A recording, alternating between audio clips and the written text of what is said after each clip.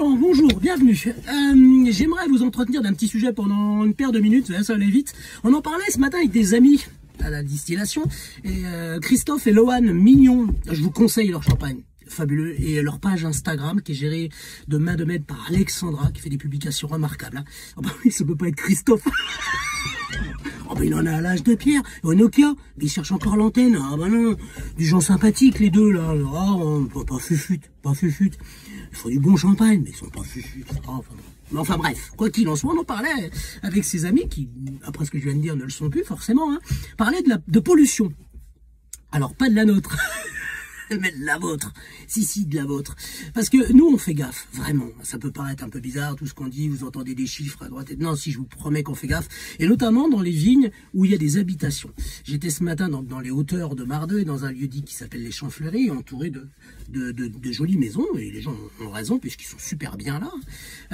Quoi qu'il en soit, on a des NNT, des zones de non-traitement, qu'on appelle aussi des DSR, distances de sécurité riverain.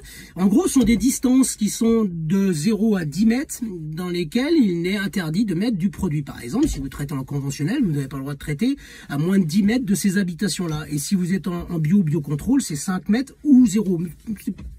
C'est plutôt 5 mètres quand même. Donc tout ça pour vous dire qu'on fait gaffe quand même à la pollution. Et vous, votre pollution, vous y faites gaffe?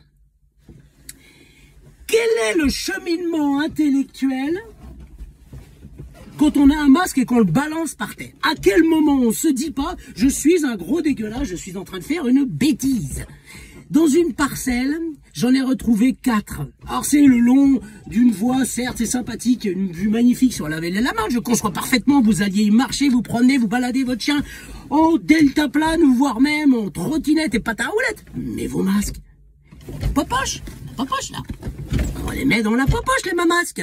Et puis on les met dans la popoule à la poubelle. Alors, jaune, vert, violet, la poubelle, on s'en fout. Mais débarrassez-vous-en dans la poubelle, pas dans les galipes.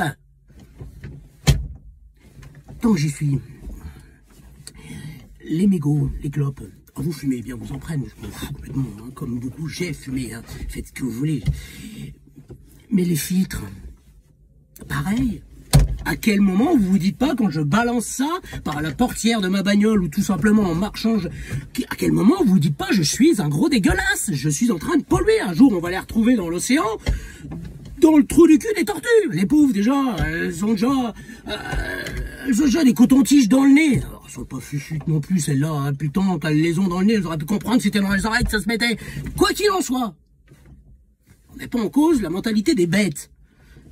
Mais ces mégots, là, prenez-les, vous les mettez dans votre petite boîte, hein, puis la petite boîte, vous la mettez dans la même la même poubelle que les masques.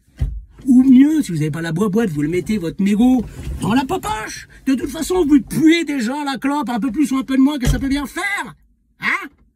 Et si vous n'êtes pas capable de faire ça, vous achetez des gitanes maïs sans filtre.